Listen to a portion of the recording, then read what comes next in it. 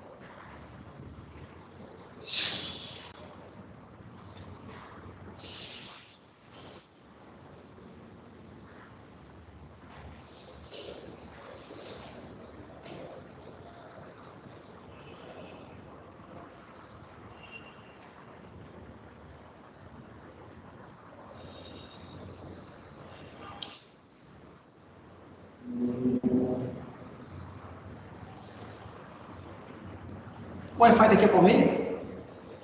Saiu aí ou eu queria no Não, eu queria entrar no celular, que o meu não está entrando. Ah, então tem um problema aqui, esse Wi-Fi não ser assim. Porque ele só botava no computador. Não, tranquilo. Aí como ele está fazendo o meu aqui também, ele está botando no meu aqui. Deixa eu ver se vai certo. Deixa eu botar uma vez e aí fica lá, só que eu nunca decorei. Deixa eu ver se eu consigo. Bota aí para lá.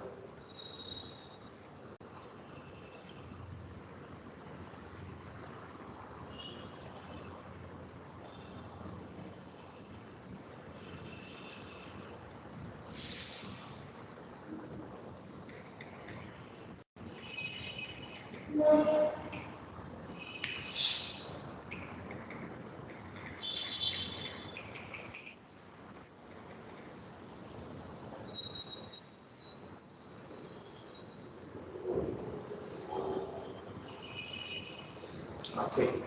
Lembrei. Você quer sentar? Quer que eu baixe logo? É, pode baixar.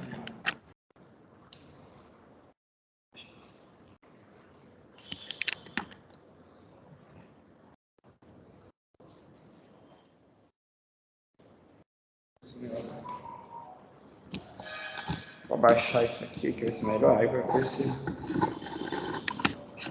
Como é que tá aí? Tá certo? Tá. Agora tá.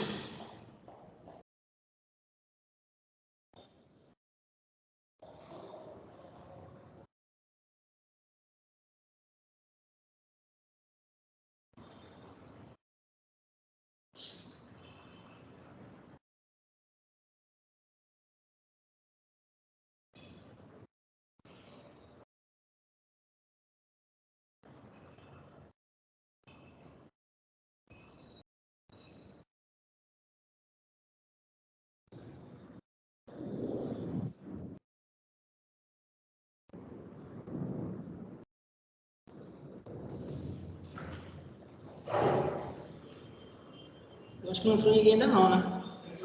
Entrou? Ah, entrou sim. Beleza. Pessoal, vocês conseguem me ouvir?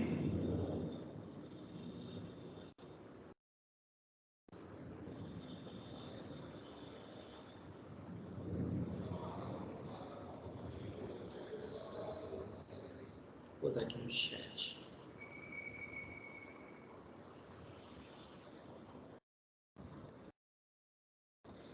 Eu vou compartilhar aqui no grupo uma cartilha que vem com as redações nota 1000. Dá para a gente fazer uma avaliação hoje, uma análise em cima dela. Vou compartilhar aqui. Aí, com base nesse material, vocês podem também se basear para a produção das redações de vocês. O que eu quero mostrar hoje é como a gente pode identificar algumas fórmulas de escrita a partir de textos de referência. Como a gente precisa seguir, né, os moldes do Enem, nada mais interessante do que a gente ver quais foram os alunos que tiveram êxito nas suas redações, e a partir daí a gente conseguir formular um padrão de escrita, né? A gente já tem, na verdade, um padrão nosso, que é aquele padrão que a gente se baseou em cima da construção de um primeiro parágrafo, né? Incluindo um tópico frasal, explicando esse tópico frasal, trazendo 3 argumentos e uma conclusão, assumindo cada parágrafo como um bloco de ideias e uma mini dissertação. E, na sequência, a gente continuando esse esforço de progressão textual e de encaminhar o nosso texto para a conclusão, a gente foi assumindo, né, introdução, desenvolvimento com 2 parágrafos, né, cada parágrafo responsável por fazer o desenvolvimento de cada um desses argumentos em função da tese. E, no final, o nosso parágrafo de conclusão, que é onde a gente tem a necessidade de apresentar uma proposta de intervenção, né? Essa proposta de intervenção, como a gente viu, tem que trazer obrigatoriamente aqueles 5 elementos. Tem que ter o agente, a ação, o modo meio, a finalidade e o detalhamento. Bem, sabendo da estrutura que a gente pode seguir para a redação, eu falei com vocês que é importante também que a gente tenha uma redação que não seja pobre em ideias. E para a nossa redação ela não ser pobre em ideias, a gente precisa ter uma rotina mínima de leitura, né, para que a gente possa ter acesso aos repertórios socioculturais que vão subsidiar a nossa escrita. Quando eu digo que não tem uma fórmula mágica, é porque não é igual, por exemplo, você quando vai às vezes jogar um videogame, né, você tem a possibilidade de, às vezes, dependendo do jogo, colocar algum macete ali para ter acesso a alguns cheats, né? Mesmo assim, é importante que você consiga, a partir da prática do jogo, desenvolver o quê? Uma habilidade mínima para que você consiga ter uma jogabilidade que te proporcione uma experiência mais assertiva na hora de você, dependendo do jogo, né? Por exemplo, jogo de FPS, que vocês precisam ter, tá em primeira pessoa ali e é jogo de tiro, né? Quando você vê um profissional jogando, você vê que às vezes ele consegue fazer, né, determinadas, vamos dizer assim, alcançar determinadas coisas em relação ao inimigo com muito mais assertividade, né? Às vezes um tiro a longa distância ele consegue acertar, às vezes ele consegue chegar de forma mais sorrateira, né? Consegue também nocautear, às vezes com uma arma de menor precisão, né? Às vezes com uma faca. Então você vê que é importante ele ter também a noção da jogabilidade. Na redação, a mesma coisa. Você pode ter macetes que vão ajudar você a pensar de uma forma, vamos dizer assim, mais assertiva, né? A produção da redação, mas você precisa desenvolver essa jogabilidade, desenvolver o quê? Essa fluência da escrita.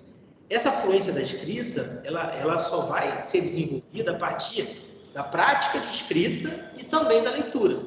Então não tem como a gente... Ele tá comigo? Mas vai me esperar para acabar que eu vou mesmo. Então, o que acontece? Essa prática de escrita, né, ela só é desenvolvida a partir da leitura. E a partir também do próprio exercício de se escrever. Então, o que vocês precisam fazer? Precisam estar em contato com os textos gerais, que é jornal, revista, também a questão das séries, porque quando eu falo de leitura, não é só a leitura de um suporte do papel, é a leitura também a partir de qualquer fonte de informação que possa trazer um subsídio, um repertório sociocultural. Então, quando vocês veem uma série, vocês estão fazendo uma leitura, não é uma leitura no texto impresso, né? Mas quando vocês veem, por exemplo, Vou dar um exemplo para você. Eu estava assistindo, né, uma série que fala, né, conta a história do... Esqueci agora o nome do rei. Acho que é o rei Felipe, da Espanha. Que foi um dos que construíram lá... Não, perdão, não é Felipe não. É rei Luís. Rei Luís VIII, que foi que construiu ali o Palácio de Versalhes. Não é da Espanha não, é da França. Então, essa série, né, ela retrata ali um período de época, traz, né, personagens que existiram na vida real, mas ela está dentro de um contexto que é o quê? Ficcional. Porque ela tem verossimilhança com a realidade, ela tem semelhança com a realidade, mas ela não é realidade. Ela se propõe a ser o quê? Ser uma obra de ficção. Quando vocês assistem ela, vocês muitas das vezes se perguntam, poxa, será que realmente aconteceu isso? Será que o rei realmente tinha essas práticas? Será que aconteciam tal como a série está retratando? Então, isso é uma indagação que leva vocês a uma leitura que vocês vão fazer daquele período. Como é que vocês conseguem complementar essas informações para saber até que ponto é...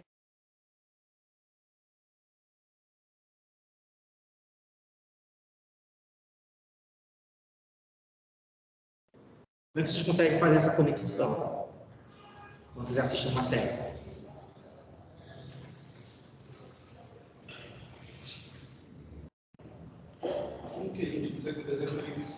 Por exemplo, vocês assistem uma série, né? Pensando nessa série com uma possibilidade de ampliação do repertório sociocultural de vocês.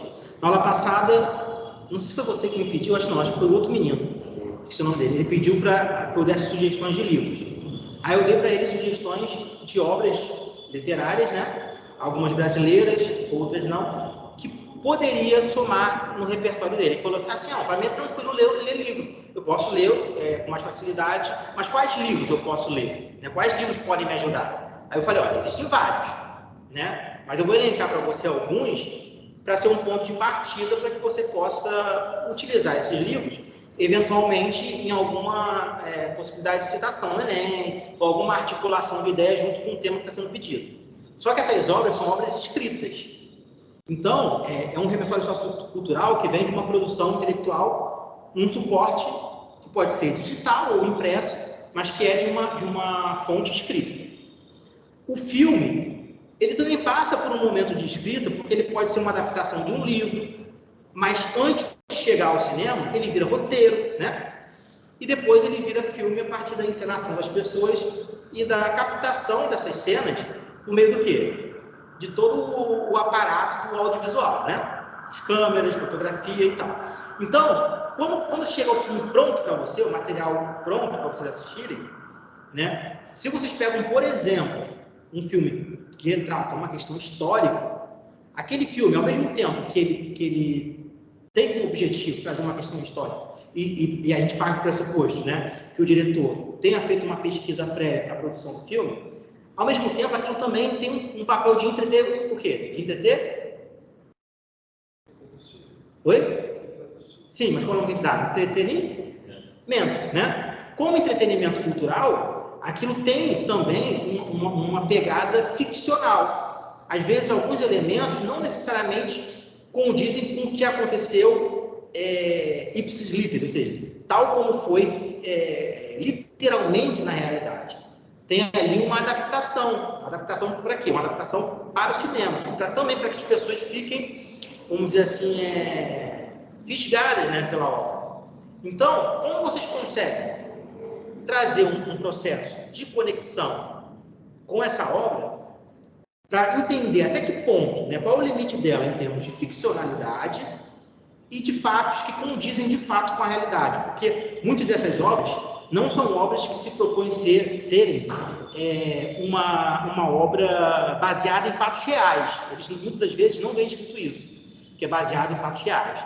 Mas a gente sabe que há fatos reais ali, porque é uma obra que conta, né, a história do rei Luís VIII. Ele está construindo o Palácio de Versalhes, né, a corte, grande parte da corte vive ali no entorno dele, né, hospedada no próprio Palácio de Versalhes. Ele tem várias amantes, né, na trama. Tem uma rainha, né, que é casada com ele por obrigação, né?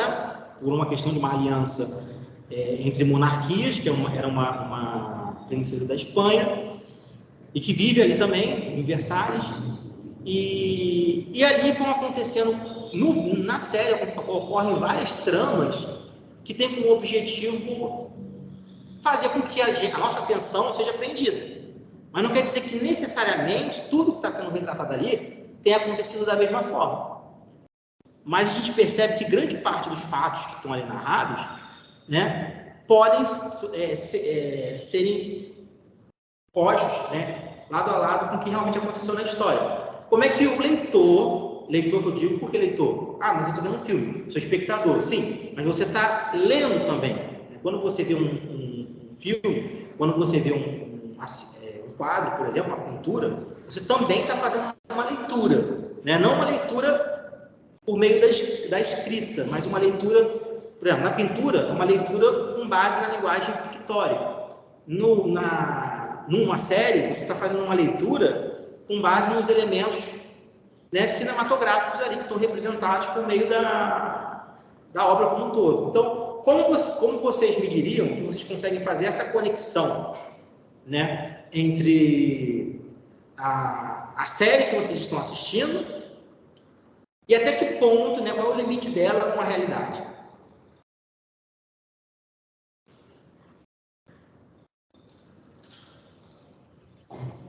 Como é que o pessoal do online também pode refletir em cima dessa pergunta? E depois eu vou fazer a ponte com a nossa produção da dissertação.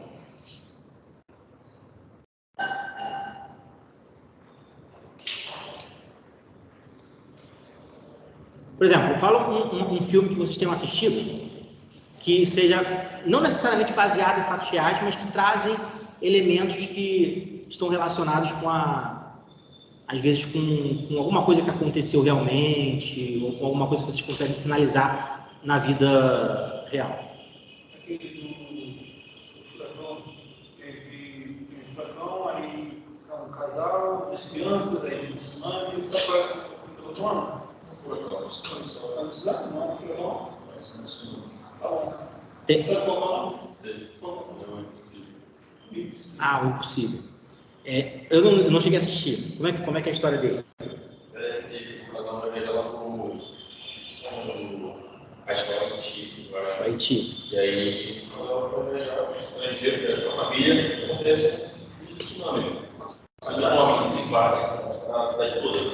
E a história se baseia, se centraliza nessa família. Eles se encontrando, vão se encontrar, Que aí na a cidade. cidade, eles acabam se separando. E aí, então, baseado nesse filme que vocês viram, qual é a conexão? O que acontece? Toda obra, a gente tem um conceito da verossimilhança. O que é isso? Toda obra ela tem semelhança com a realidade, mas ela não é, por si só, realidade.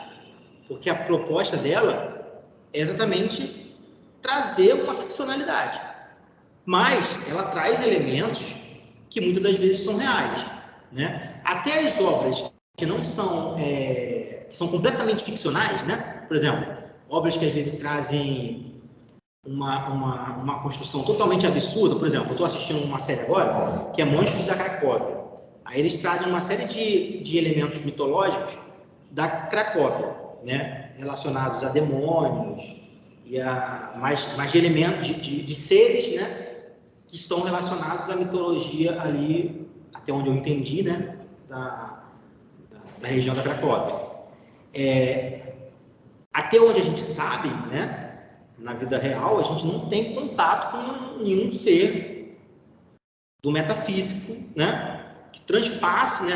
A gente tem a realidade das religiões que tenta fazer essa ligação entre o que é terreno e o sobrenatural, mas você não tem um acesso direto, né, às entidades das religiões, né, de uma forma materializada ali, a não ser nas religiões, por exemplo, de matriz africana, a gente tem as situações em que você tem o pai de santo ali que recebe o santo, ele vai ser o canal, né, que vai estar ali recebendo a entidade, mas você não tem nenhum relato, né, ou você até pode ter o relato, mas ninguém nunca viu, né, ninguém com contato diretamente ali com a realidade mesmo, né, que não vive nesse plano. né? Mesmo quem está relacionado às vezes com alguma prática, vamos dizer assim, que agora com o advento da internet, dos podcasts, né, a gente tem a opção de gente que sai falando de aparece os satanistas da vida, já viu os caras desses falando? Então, assim, eles contam várias histórias que entretêm o interlocutor, né, quem está ali assistindo os podcasts, né, aguça a imaginação, prende a atenção, mas ninguém nunca até hoje se viu realmente cara a cara com uma entidade materializada ali. Muitas das vezes, quando há esses relatos, a gente tem dificuldade de acreditar, né, porque só quem viu foi aquela pessoa que está contando. Então, assim, esse filme, quando ele traz essa história, você vê ali um personagem que tem contato com, por exemplo, um monstro, que é um demônio, que é uma divindade. Boa noite. Esse monstro, ele só existe naquela ficção, né? Mas ele traz uma representação do quê? Se ele é uma entidade que tenta ser um guardião, ele traz uma representação de proteção. Se ele é uma entidade que na verdade está ali para causar o caos, a desordem, traz uma representação do mal, né? Então, o bem e o mal no mundo é algo que a gente sabe que existe, mas são realidades abstratas. Não pode pegar ali, você vê o mal acontecendo, né? Numa violência na rua, né? Ou num ato de solidariedade, você vê o bem acontecendo, mas ele precisa se materializar por meio dessas ações.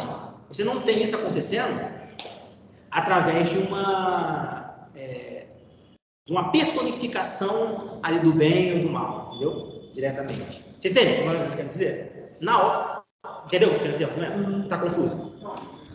Então, o que eu estou tentando dizer é que, assim, na obra ficcional, você tem esses elementos apresentados de forma abstrata por meio de uma representação, né, que tem como objetivo trazer uma velha semelhança, ou seja, uma semelhança com a realidade. O que tem de semelhante, por exemplo, nessa obra que eu estou citando? Você tem pessoas, né, às vezes com problemas familiares. Isso é uma realidade que a gente pode ver na vida real. Por exemplo, uma das protagonistas, ela teve perdeu a mãe cedo, não teve a presença do pai, né? Ela tem um papel importante na obra porque ela está trazendo uma imagem ali de uma pessoa que vai representar na obra uma reencarnação de uma divindade, mas ela, enquanto ser humano, ela retrata questões, né, que são próximas de problemas que a gente tem na vida real. Isso é o que a gente chama de semelhança com a realidade, mas a obra em si, ela não é realidade. Só que a gente tem obras que não são tão ficcionais assim, né? Ficcionais do ponto de vista do fantástico. A gente tem obras que são, vamos dizer assim, voltadas para tratar questões históricas, por exemplo. Essa obra, por exemplo, Versalhes, é uma obra que é toda baseada em contexto histórico. Então, há ficcionalidade nela? Há também.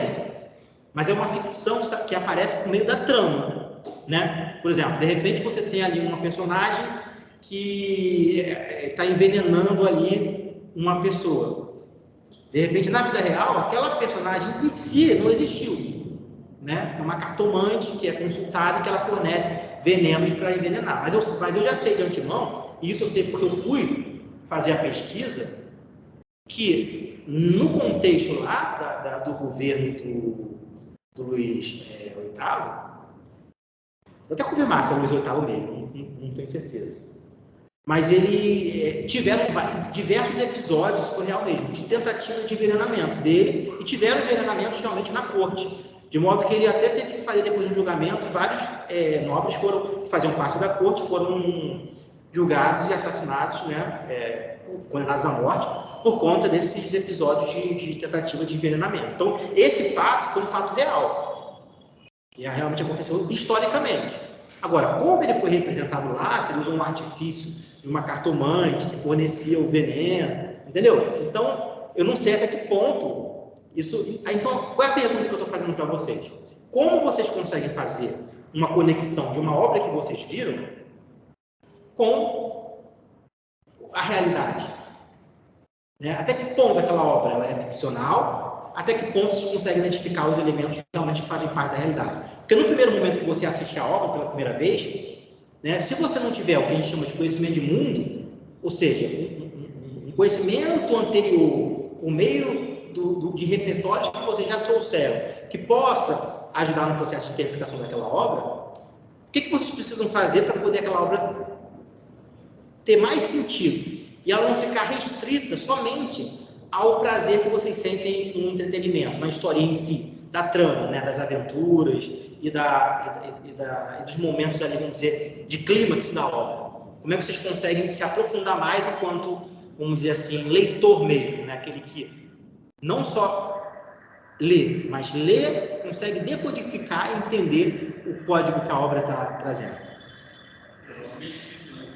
Pesquisa, né? Então, por exemplo, vocês vão assistir um filme, vocês vão ter o quê? Evidentemente, dúvidas. Vocês vão se questionar, poxa, será que realmente... Igual esses dias eu estava assistindo essa série, e aí ela falou assim, tinha uma personagem que ela ficava sempre protegendo a mulher quando a mulher ela sofria algum tipo de acidente, e ela resgatava. Mas a obra retratava essa personagem como um ser de luz, né, que estava por trás dela, que ela não via.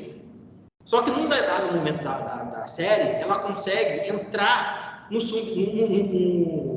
dizer assim, atravessar um mundo que não faz parte do mundo real. Ela entra num submundo, fica presa. E para ela sair, ela pede ajuda para essa entidade que está sempre acompanhando ela, e essa entidade consegue tirar ela, mas criando um buraco no submundo para o mundo real. E ela consegue sair, mas a entidade sai com ela. Quando a entidade sai com ela, essa entidade sai materializada já humana, né? Então, ela vai, se reúne com os amigos, e aí eles falam, não, essa entidade, ela é um Goblin, chama de Goblin. Aí eu ouvi isso e falei, poxa, o que é um Goblin? Será que existe realmente alguma associação do Goblin com a mitologia? Né? Será que mitologicamente existe uma descrição ali? Eu sei que é um ser, é o que a gente chama de ente de razão, né? O que é o ente de razão? O ente que está só no plano da razão. Mas será que ele existe? Eu fui pesquisar e descobri que Goblin é como se fosse um mini-deus, né? É tido como um deus pequeno, um deus menor. Então, corresponde a uma divindade, só que eu não me aprofundei na minha pesquisa. Mas eu já sei que, de antemão, só com uma pesquisa preliminar, que o filme, ele não se baseou ao acaso. Né? Igual outra série também que estava passando, vocês já viram, chamada Sandman. Nessa série, eles estavam falando sobre um outro ser que eles dão um nome para um demônio. Aí eu fui pesquisar para ver se realmente, né, de repente o autor criou da cabeça dele um nome e realmente há alguns nomes que são atribuídos a entidades demoníacas, né? Lúcifer é um, mas Lúcifer todo mundo conhece, porque era o anjo de luz, né? Agora, existem outros nomes. Então, por isso que, assim, o que eu estou querendo trazer com vocês? A gente sai um pouco, vamos dizer assim, da parte linguística da redação, mas é para mostrar para vocês que esse esforço de leitura de mundo, né, ele transpassa a leitura do papel ou a leitura do filme.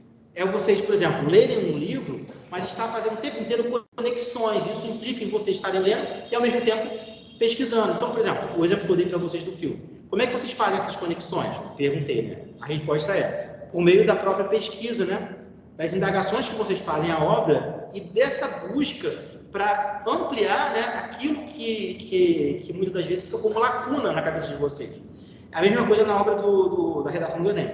Vocês têm ali uma proposta de redação.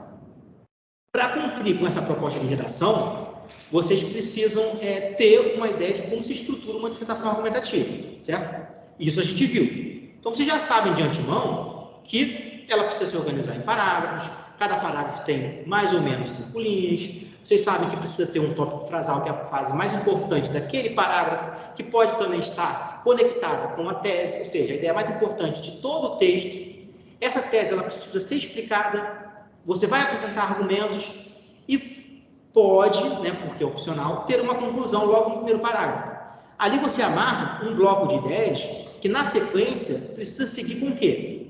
Precisa seguir com uma progressão textual, mantendo sempre a conexão entre parágrafos. Por isso que sugere-se que no início do parágrafo, segundo parágrafo, vocês tenham o quê? Porque a gente trabalhou nas aulas anteriores. Os operadores argumentativos, Então, a gente pode colocar nesse sentido, vírgula. Então, eu vou começar a falar com base em tudo aquilo que eu refleti no parágrafo anterior, explicando o quê? Meu primeiro argumento. Então, a gente trabalhou aqui uma estrutura, né? Então, a gente tem a visão da estrutura, mas não adianta a gente ter a visão da estrutura se a gente não tiver ideias pobres. O que são ideias pobres?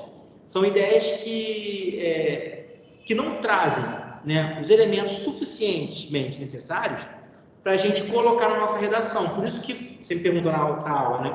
Quais foram os livros, então, que eu posso consultar? Eu dei algumas sugestões de alguns livros e indiquei para vocês. Falei, olha, gente, sempre que vocês forem trazer alguma citação, tente trazer alguma citação pensando em questões universais. O que são questões universais?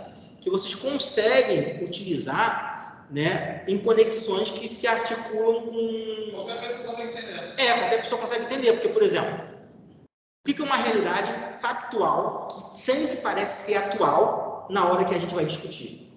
Uma das questões, que são muitas, pobreza. Você sempre não teve a discussão da pobreza? Desde que o mundo é mundo? Isso é uma questão universal. Então, se você traz uma citação que, mesmo que não fale diretamente da pobreza, mas permite que você consiga fazer uma articulação com a ideia da pobreza, né? Por exemplo, quando você fala, traz uma citação de Zygmunt Bauman, ele fala da modernidade líquida. O que a modernidade líquida está associada? Está associada à fluidez das coisas, a forma como as relações elas não se solidificam, se sustentam, elas não duram muito tempo, né? Isso a gente pode fazer uma conexão com o quê? Com a sociedade capitalista. Ele não falou diretamente nessa frase isolada da sociedade capitalista, mas se você ler a obra dele, ou se você ler outras pessoas que leram Zygmunt Bauman, ou você lê alguma redação do Enem que cita o Zygmunt Bauman, em alguma delas você pode perceber que eles fazem uma ponte, uma conexão com o quê? Com temas que às vezes estão relacionados com questões relacionadas ao capitalismo. Por quê? Porque qual é uma das características do capitalismo? É as pessoas muitas vezes depositarem, né? Não é que o capitalismo tem que ser isso, mas na prática ele muitas das vezes funciona depositando, né, os valores muito mais no ter do que propriamente no ser. Então, nesse caminho, as coisas muitas das vezes você não trabalha com valores que são para durar, mas valores que naturalmente existem para, em algum momento, eles perecerem, né? Quando você, até na própria relação das coisas, né, a gente tem uma relação muito do descartável, né? Você vê, a gente pode até pensar na questão da obsoletude programada que existe nas coisas tecnológicas. Quando vocês têm, por exemplo, um celular, né? Em algum momento aquele celular, por mais que vocês sejam cuidadosos, em algum momento ele não vai conseguir continuar usando ele, porque ou a empresa vai deixar de dar suporte, né? Ou a própria internet vai começar a trazer novos recursos que faz com que o celular não consiga mais atender aquela realidade. Em algum momento ele está fadado a ficar de escanteio. Numa sociedade da modernidade líquida, né, pelo próprio Zygmunt Bauman, né, a gente pode pensar que esses elementos materiais eles duram até menos do que o tempo da obsoletude programada. Porque às vezes você está com o celular, por exemplo, eu estou com o celular aqui, que é o Galaxy S10. Né? Eu, quando comprei ele, eu já comprei no momento que ele já não era lançamento. Hoje ele está no Galaxy S22. Quer dizer, esse meu Galaxy S10 ele já está distante em relação ao atual, mas ele funciona super bem. Mas é muito bom, você quer o outro só porque tu não tem. Exatamente. Eu não vejo necessidade de ter outro. Né? Isso falando racionalmente, porque eu sei que ele não atende muito bem a minha necessidade. Agora, dentro da lógica capitalista, né, dentro do que a gente também é chamado, né, do capitalismo, do fetichismo do capitalismo, às vezes eu sinto vontade de ter um outro, porque eu vejo propagandas, a gente é seduzido pelas propagandas, pelas imagens e tal, mas a gente sabe que a nossa realidade não é uma realidade que dá para comprar outra, né? Então, racionalmente, o que é certo? É você pensar, você pode até desejar outro, mas não carece de você ter o outro, porque isso atende muito bem. Você não vai fazer uma dívida, né, para ter outro. Mas o que na dinâmica do capitalismo acontece? Você acaba querendo ter outro, né? Aí arranja um jeito de ter um cartão, aí parcela, não sei o quê. Quando tu vai ver...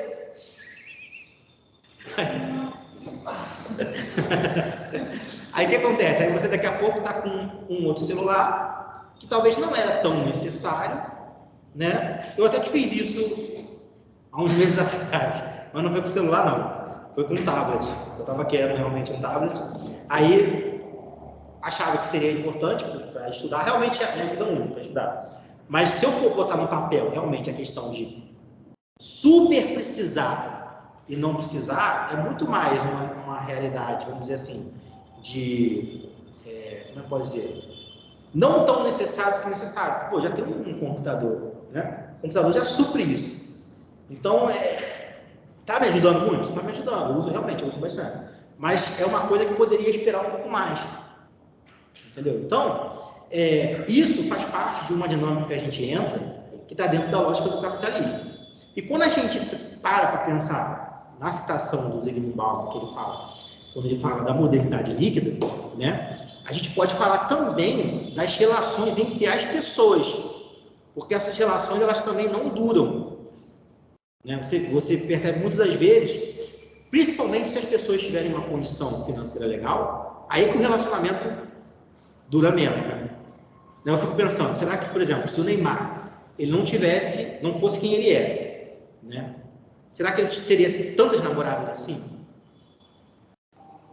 Né? Talvez ele tivesse uma pessoa um pouco mais graça, um pouco mais de tempo, entendeu? Mas com essa facilidade da troca vem muito também com a questão da dinâmica do dinheiro. Não estou dizendo que ele não tem o direito, entendeu? De fazer essa troca, nem tem o direito de ser rico, não é isso. Mas assim, é para a gente refletir mesmo, né? Como é que a gente entra nessas dinâmicas e como funciona em termos de fenômeno, né? Essas coisas que nos cercam, essas realidades. Então, por exemplo, na redação do Enem, o que o Enem espera de vocês? Ele espera que vocês sejam capazes de trazer repertórios socioculturais. Mais de um, inclusive. Né? A gente pega as melhores redações, elas trazem 2, 3 repertórios socioculturais. Às vezes citam uma série, às vezes citam uma obra literária, às vezes trazem uma citação de algum autor. Na última que a gente leu na aula passada, ele falava sobre antropólogo, né? Segundo a antropóloga, fulano de tal. Então, o que exigiria do aluno? A memorização do nome, da personalidade intelectual que produziu alguma obra de relevância, né? Para ela compor a sua citação, que pode ser direta ou indireta. Você pode falar com suas palavras, mencionar o nome da pessoa, ou abrir aspas, né? E colocar ali tal como ela disse.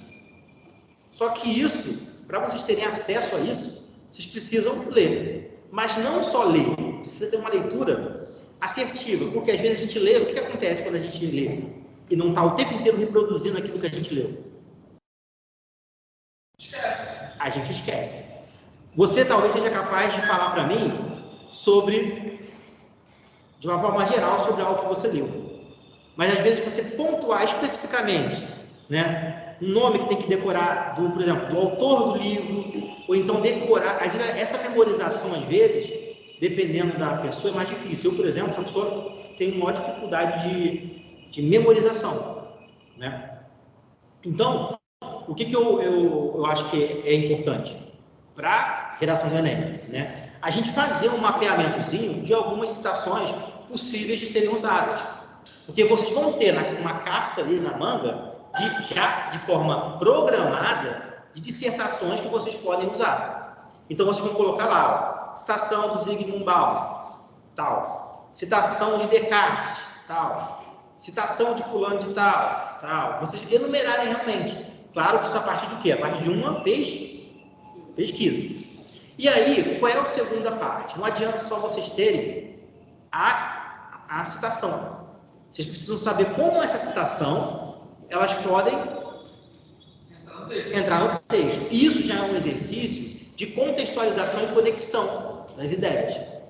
Isso funciona com a prática. E a gente vai analisar hoje algumas redações nota 1000 para ver como esses alunos fizeram essas conexões, que foi o que você me pediu na aula passada. Falou, poxa, vamos ver essas dissertações, vamos entender como é que eles estão utilizando, e aí a gente consegue fazer um mapeamento nosso de estudo para a gente articular o que a gente já viu até agora. O que a gente viu?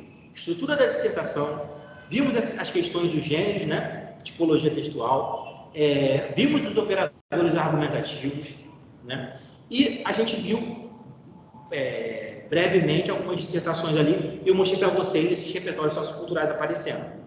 Agora eu quero mostrar para vocês, em outras redações, e tentar mostrar isso para quando a gente começar a... Quer dizer, a gente já escreveu algumas dissertações, mas a gente vai ter outras atividades de escrita, mas eu quero que vocês somem aquilo que vocês já aprenderam até agora nessas novas atividades de escrita.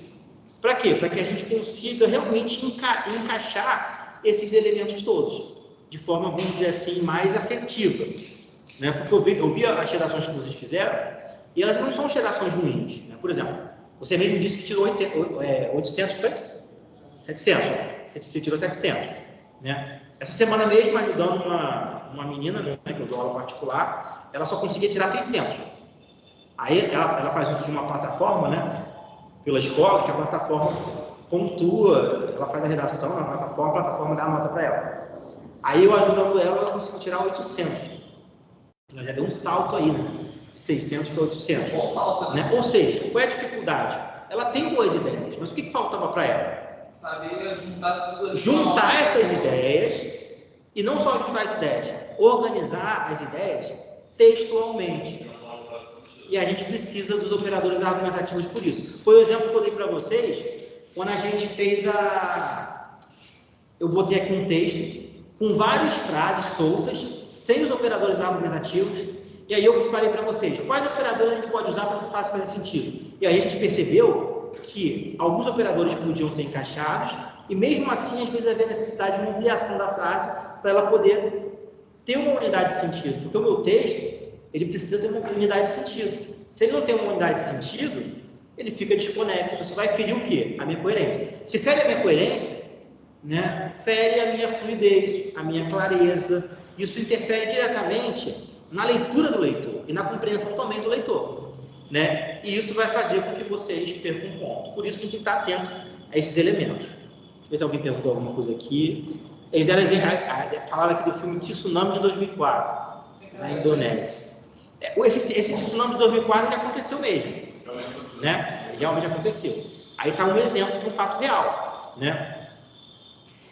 Então, por exemplo, se a redação estivesse falando sobre catástrofes ambientais, vocês poderiam trazer como repertório, né, o filme, né, mostrando que o filme, assim como na ficção, né, o filme sinaliza, né, uma realidade que já aconteceu na vida real, como por exemplo, aí pode sinalizar um exemplo concreto, o próprio tsunami mesmo, né, de 2004, que realmente aconteceu na Indonésia, né, e aí vocês vão fazer as conexões, né, de quais são os reflexos, né, de um tsunami na vida de uma população ali local, né? E qual é a importância de você ter um programa de emergência para essas situações. Tanto que, por exemplo, o Brasil, ele não está preparado para receber. Como o Brasil é um país que geralmente não tem, né, pela posição até dele mesmo nas placas tectônicas ali, ele não está numa posição, vamos dizer assim, com risco alto de ter um terremoto, um furacão e tal. Ele não está preparado para isso. Então, se um dia acontecer terremoto, alguma coisa no Brasil, ele vai aprender a partir daquele dia. É diferente do Japão. No Japão, você tem protocolo já, porque aquilo ali é recorrente, entendeu? Lá é um país que acontece realmente terremoto, né? Na Califórnia acontece, na Flórida acontece realmente furacão, nos Estados Unidos. Então, eles têm monitoramento, inclusive, né, para saber, né, qual é a escala, se está chegando, se não está. Já sabe que está tantas horas, está para chegar um furacão de escala tal. Então, eles têm monitoramento para isso, porque lá acontece. Então, eles já de antemão já sabem disso. Então, voltando aqui para a nossa dissertação, eu compartilhei com vocês ou não? Compartilhei? Então, aqui vocês têm um material, né, que foi organizado, eu acho que até por um dos alunos do Enem, e ele traz várias redações que foram produzidas no Enem. Tem a prova, um tema, né? E aqui a gente consegue ver como é que foi pedido.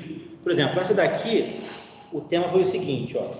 A partir da leitura dos textos motivadores e com base no conhecimento construído ao longo de sua formação, redija texto dissertativo argumentativo em modalidade de escrita formal da língua portuguesa sobre o tema invisibilidade do registro civil, garantia de acesso à cidadania do Brasil, tema do ano passado.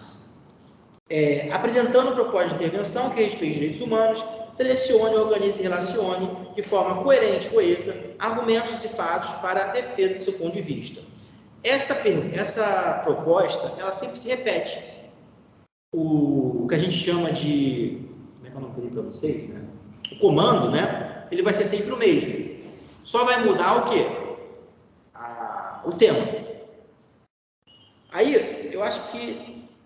Essa daqui eu li? Não, essa daqui eu não li. Essa daqui é o seguinte, é uma redação de uma aluna da Bahia, né? De 18 anos, chamada Alice Souza.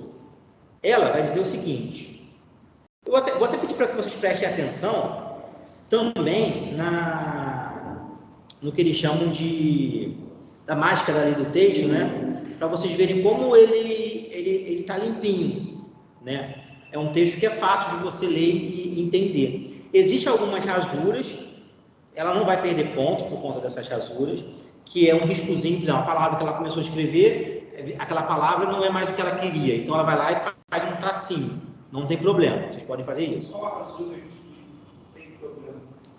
Assim, eu acho que quando vocês começam a comprometer muito, né, o texto, né, passar do espaço,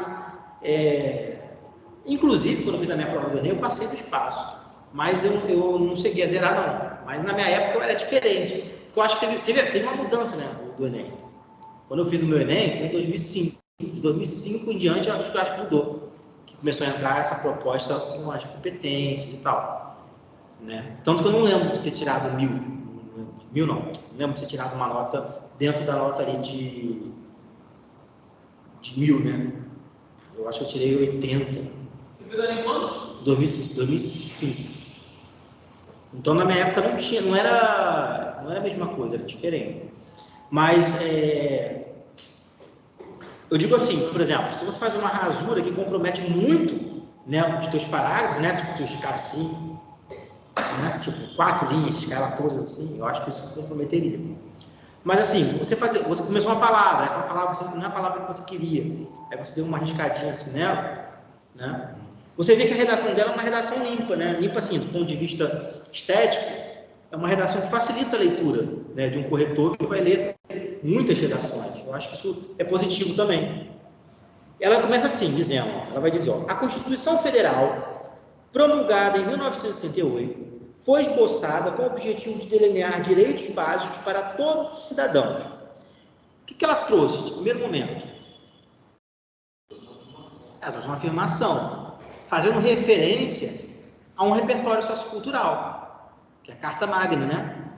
Constituição Federal de 1988, também conhecida como Constituição Cidadã, né? Vou trazendo algumas informações extras para vocês, que faz parte também na ajuda de ampliar o repertório de vocês, mas também para servir como fonte de pesquisa.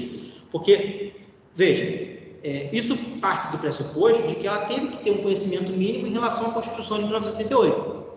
Aqui ela colocou, a Constituição Federal promulgada em 1988, se vocês quisessem fazer um adendo, vocês poderiam dizer também é conhecida como Constituição Cidadã, vírgula. É uma acréscimo de informação. É possível colocar? É descartável? Não é, vamos dizer assim, super necessário, mas são elementos, né, que vocês podem acrescentar na escrita de vocês. Ela colocou aqui, né, tem como objetivo delinear o quê? Os direitos básicos para todos os cidadãos. Então, de antemão, ela já deixou claro que a Constituição de 1988, ela foi esboçada nesse sentido, né, de garantir direitos básicos aos cidadãos. Aí, ela vai utilizar um operador argumentativo que traz uma ideia de quê? De oposição. De Compreensão. De contrário, né? De contraste. Então, o que ela diz? Entretanto, eu poderia utilizar outra. Poderia utilizar outras, né? Quais? Porém, mas, contudo, também, né? Ela vai dizer, entretanto, tal teoria não tem sido vista em metodologias práticas, uma vez que ainda há falta de registro civil de milhares de pessoas, né, impedidas de garantir o acesso à cidadania no Brasil, o que gera invisibilidade,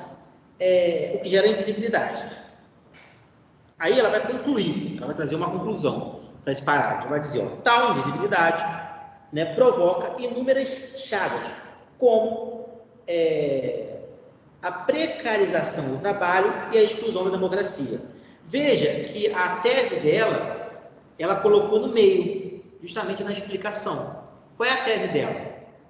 É que a Constituição, né, embora a Constituição esteja ali para estar a serviço, ela não está conseguindo materializar aquilo que está na lei, né? Ou seja, ela diz que, ó, na teoria não tem sido visto, ó, metodologias práticas, a tese dela é essa, que não há metodologias práticas, né, para que essa Constituição ela possa se materializar, uma vez que o registro civil de milhares de pessoas não acontece, né, impedindo o quê? A garantia do acesso dessas pessoas a uma cidadania no Brasil. Então, ela associou diretamente a falta de registro, a invisibilidade e, por sua vez, a falta de quê? De cidadania. Essa é a tese dela. Quais são os argumentos para que essa falta de visibilidade, de cidadania, por conta da falta de registro, aconteça?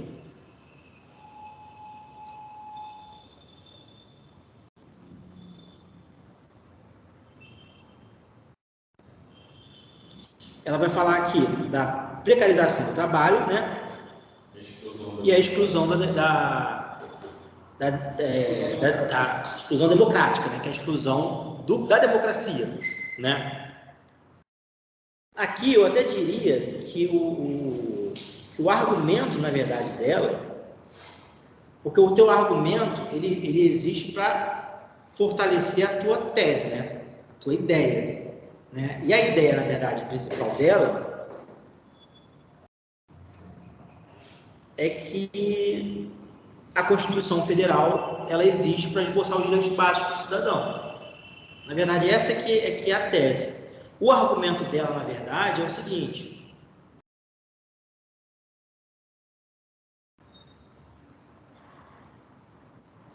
é que, embora essa Constituição ela exista para isso, né, você não tem ferramentas práticas, né, que viabilizem que realmente esse cidadão ele chegue numa plena cidadania. Por quê? Porque a gente tem uma realidade, aí ela cita um exemplo, né, para poder encaixar com o tema, que é a questão da invisibilidade por conta do registro, da falta de registro civil. Porque, na verdade, a gente tem outros problemas que tiram a cidadania das pessoas, que não é somente a falta de registro civil.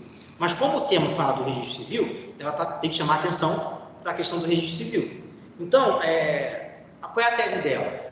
A ideia principal do texto é que a gente tem direitos que deveriam, em princípio, garantir, mas que não garantem por conta do quê? Da falta de metodologias que viabilizem o acesso à cidadania. Aí o exemplo está na falta de visibilidade. Né? Aí ela cita, na verdade, consequências disso. Na verdade, cita consequências no final. Ela vai dizer aqui, ó, o acesso à cidadania do Brasil que gera invisibilidade. Tal invisibilidade é um operador argumentativo que retoma o que foi dito anteriormente. Provoca inúmeras chagas, como precarização do trabalho e exclusão democrática. Isso são consequências, né, da invisibilidade. Então, a invisibilidade ela é uma causa e a coisa é uma consequência. Aqui ela poderia, eu vou ler o restante para ver se ela realmente usou essa estratégia, mas ela poderia estar utilizando uma estratégia da causa e consequência, que eu cheguei a falar para vocês, falei, a causa e consequência, vocês podem usar também. Ela vai dizer aqui, ó, diante desse cenário, é válido retomar o aspecto supracitado quanto à precarização do trabalho. Então, veja que ela falou da precarização do trabalho e falou da exclusão democrática. A precarização do trabalho é uma consequência, né? Mas não deixa de ser um argumento dela que tenta legitimar a tese. Qual é a tese dela?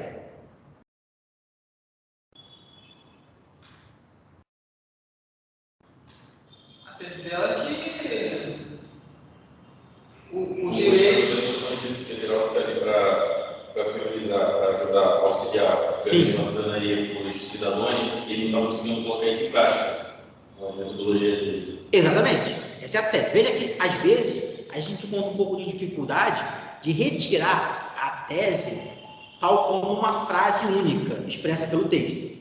Mas a ideia da tese ela pode ser construída, como você fez agora. Então, a ideia é essa mesmo. A tese, a ideia principal dele é que você tem uma prerrogativa que deveria garantir, mas pelas faltas de metodologias, você não consegue alcançar. Como é que você pode justificar essa tese? Quais são os argumentos que ajudam a provar que essa tese realmente ela é válida? É a gente ter realidades como quais? Como a precarização, né? E como também a exclusão da democracia. Por quê? Porque ele sinaliza para a gente que essa invisibilidade ela provoca a precarização e a exclusão da democracia. Você pergunta, professor, mas ele está trazendo uma causa. Verdade, está trazendo uma causa, não, trazendo uma consequência. Verdade, é uma consequência da invisibilidade. Mas essa consequência ela está se apresentando como um argumento que legitima o quê? Que a invisibilidade, né, a falta dessas metodologias é um problema, porque se a falta dessas metodologias reforça a invisibilidade, né, que leva à precarização do trabalho e a exclusão do acesso à participação democrática, isso está sucateando mais, né, a cidadania plena do cidadão. Então, a gente consegue enxergar isso como uma argumentação, sim. Então, a gente tem dois argumentos aqui. Quais são esses dois argumentos? A precarização e a exclusão democrática. O que ele está fazendo aqui? Ele vai, no segundo parágrafo, falar da precarização, desenvolver a precarização, e imagino eu que no terceiro parágrafo ele vai falar da exclusão. É isso mesmo, está falando da exclusão. Então, veja que a gente já está conseguindo identificar aqui uma estrutura, né? Qual é a estratégia que ele utilizou? O que a gente está fazendo o tempo inteiro aqui, conforme a gente lê? Analisando. Mas o que demanda esse esforço de análise? A gente empreende uma ação de interpretação. Porque veja que às vezes não fica tão claro numa primeira leitura a gente olhar e já tirar a tese. Então a gente precisa ler, retomar, né, para conseguir concatenar que realmente ali a gente tem qual é a tese, quais são os argumentos que estão sendo apresentados. Na sequência ele ele vai falar, a gente já sabe então que ele usou como estratégia no desenvolvimento falar desses dois argumentos que ele apresentou. Só que ele não vai trazer de forma isolada esses argumentos. Ele vai utilizar alguns elementos que fazem com que isso se torne um discurso, um enunciado de texto. O que ele utiliza? Diante desse cenário, que cenário? O cenário que foi refletido no parágrafo anterior, né? A falta de metodologias para que você possa ter um registro civil, né? E não caia no problema da falta de registro civil e evite, consequentemente, o quê? A precarização e a exclusão social. Então, você vai ter aqui, diante desse cenário, vírgula.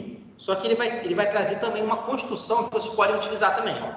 É válido retomar o aspecto supracitado. Essa construção é uma construção que vocês podem utilizar. Se vocês falaram no início sobre dois argumentos, né?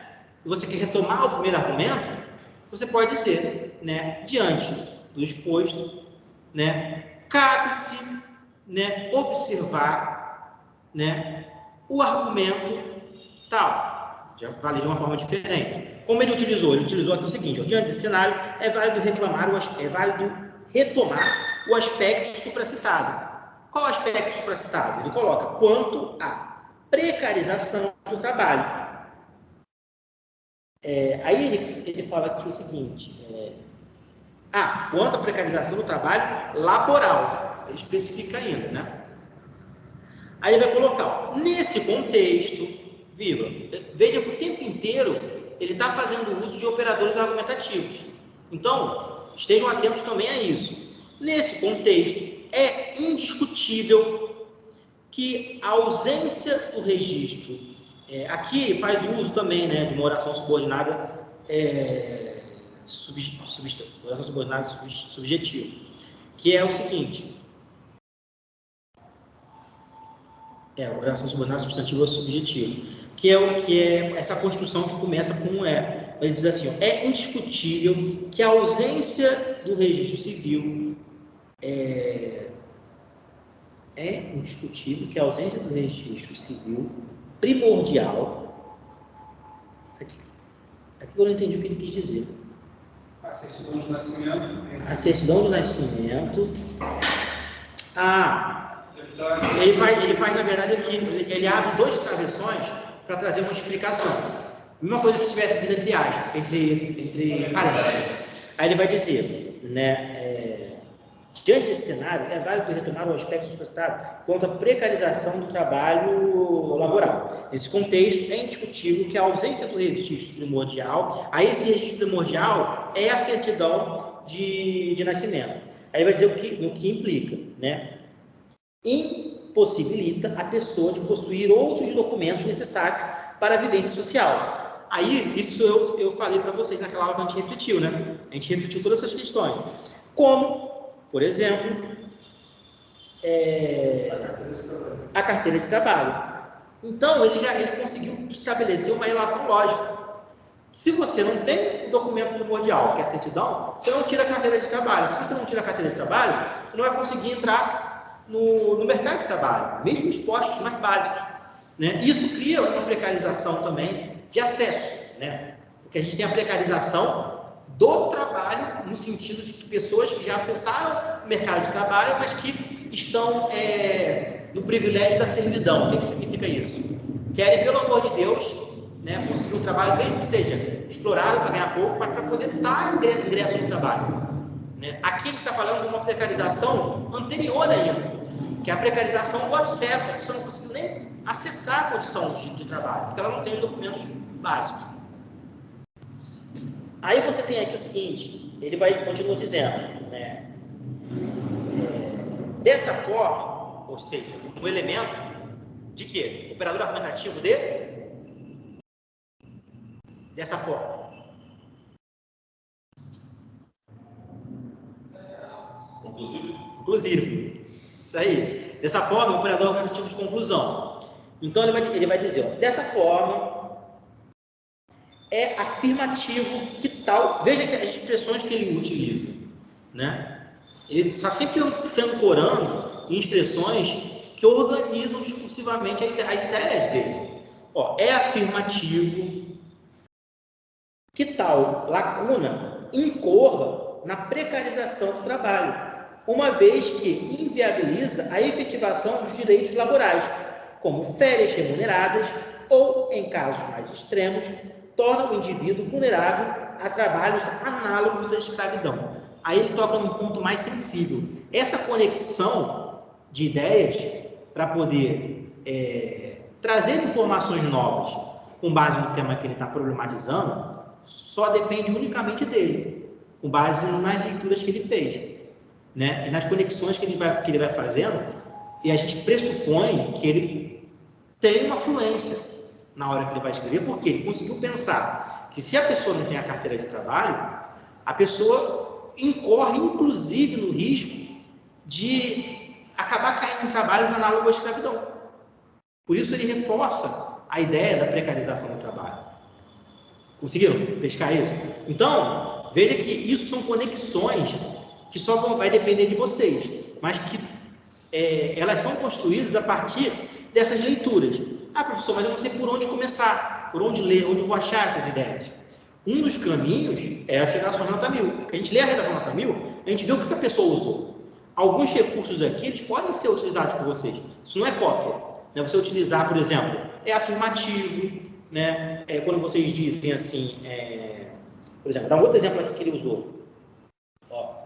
Nota-se, portanto, a necessidade de... Esse nota-se, portanto, a necessidade de é uma estrutura que vocês podem reproduzir. Só que no nota-se, portanto, a necessidade de, na dissertação de vocês, não vai ser a mesma coisa que a deles, né? Vai ter um apelo diferente. Vai ter um apelo para quê? Para o tema que vocês estiverem discutindo. Né? Então, mas essas expressõezinhas, vocês podem, inclusive, pegar esse material daqui para ler e, grifar, entendeu? Marcar essas estruturas. Porque essas estruturas vocês podem reproduzir. Como é que hoje, eu, produzindo texto, né? Eu, às vezes, tenho necessidade de escrever um artigo, escrever já escrevi, né, uma dissertação de mestrado, para poder escrever esses gêneros que estão no campo dos gêneros técnicos científicos, eu precisei conhecer esses elementos. Como é que eu conheci esses elementos? Lendo outros autores. Então, na leitura, você acaba absorvendo isso de uma forma também muito natural. Isso passa a fazer parte do seu repertório linguístico, sem necessariamente vocês tenham que decorar, que memorizar. Mas, assim, como ajuda para que vocês possam, no primeiro momento, facilitar a aprendizagem, eu sugeri que vocês anotassem também. Que vocês fizessem um caderninho ali, né? Operadores argumentativos. Algumas estruturas para início do parágrafo, ou para a organização do parágrafo. Então, elencar também essas estruturas. Citações, elencar algumas das citações. Né? Repertórios socioculturais. Série tal que eu assisti, livro tal que eu li. O que o livro fala, o que o livro conta, entendeu? Então, vocês conseguem fazer um mapeamento de alguns materiais que vão servir para vocês como ferramenta mesmo, né? Como aquela carta que você vai conseguir colocar na hora que vocês forem escrever. A única coisa que vocês vão precisar, a partir da prática da escrita, que a gente vai continuar fazendo aqui, é organizar essas estruturas. Porque eu não posso pegar elas e jogar assim, né? De forma solta no texto. Elas precisam estar encadeadas de forma lógica. É o que a gente está identificando aqui nesse texto. Quando aqui ele continua dizendo, dessa forma, né, é afirmativo que tal lacuna incorre na precarização do trabalho, uma vez que torna o indivíduo vulnerável a trabalhos análogos à escravidão. Aí, olha outra expressão que ele utiliza, que também ajuda a retomar o que está sendo discutido e repetido. Ele vai dizer, em consonância com a tese. O que significa em consonância?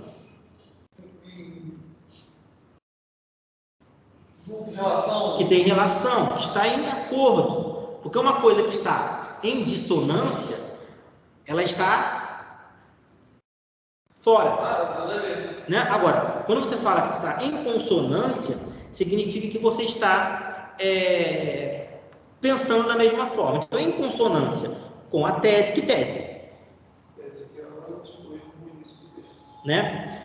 É possível citar a obra, aí ele vai entrar no primeiro repertório sociocultural dele. É possível citar a obra, aí ele botou entre aspas, né? Porque está citando uma obra. Casa Grande e Senzala. Então significa que ele leu a obra Casa Grande e Senzala. De quem é essa obra Casa Grande e Senzala? De um historiador, né, chamado Gilberto Freire, que é o nome do autor. Ele vai dizer, do autor Gilberto Freire, no qual, aí, veja bem, como eu não estou me referindo a lugar, né, estou me referindo ao autor, né, eu utilizo no qual, e não onde. Eu não posso dizer onde o autor, onde é só para lugar fixo, né, se você se referir a um lugar, você pode usar o onde, né. Se você não estiver utilizando, porque assim, você tem o onde e o em que. Você pode substituir sempre o onde por em que, mas nem sempre, né, o em que você pode substituir pelo onde. Porque às vezes você está se referindo a um lugar. Lugar você pode usar o onde. Mas se você estiver no discurso fazendo uma referência, né, a elementos que não se referem a lugar, né, que no caso você está falando do autor, você vai dizer no qual. No qual, na verdade, não é nem do autor, né? Você está falando da obra, né? Aí teria que ser, na verdade, na qual. E é isso mesmo. Eu li errado, ele fala na qual está se referindo na obra. Na qual. Então, o elemento adequado aqui seria na qual e não onde. Na qual, ele, aí está certo, ele acertou. Na qual, ele quem? O autor, veja, ele usou pronome relativo. Pronome relativo não. Pronome pessoal, no caso reto. Né? Ele. Para não ter que repetir de novo Gilberto Freire, ou o autor, ele falou ele. Então, a importância de não repetir as palavras, né? Tentar procurar uma palavra que não repita. Aí ele vai colocar aqui, no qual ele realiza uma comparação entre o Brasil, odierno, e o Brasil colônia, em que o trabalho escravo, ou seja, o ato laboral precarizado, é um instrumento de invisibilidade social. Então, veja bem, ele utilizou um operador argumentativo. Perdão, ele utilizou um repertório sociocultural. Qual foi esse repertório sociocultural dele? Uma obra chamada Casa Grande. De quem? Do Gilberto Freire. Esse repertório sociocultural, ele é pertinente? Por que ele é pertinente? Porque ele não pegou e inventou uma obra do nada. É uma obra que existe, né? O corretor da banca, né, pode até não conhecer, porque não foi um leitor da obra. Mas se ele pesquisar, ele vai descobrir que aquela obra existe. Então, um repertório pertinente. Agora, é um repertório produtivo? Também. Por quê? Porque ele conseguiu estabelecer as conexões necessárias para que a ideia, né, do que é retratado ali em Casa Grande, Senzala, né, demonstrasse de fato o que está sendo discutido na tese, que é essa questão da invisibilidade que acaba levando as pessoas a situações análogas à escravidão. Então, isso reforça o que ele está defendendo, o que ele está problematizando na obra, na dissertação dele. Aí ele diz o seguinte, ele continua dizendo, né?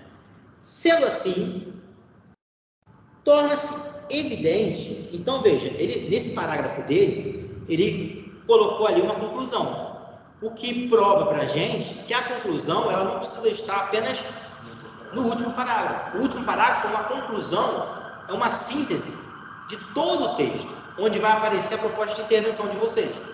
Mas cada um dos parágrafos podem também ter uma conclusão, desde que vocês introduzam essa conclusão com um operador argumentativo que demonstre que ali é uma conclusão.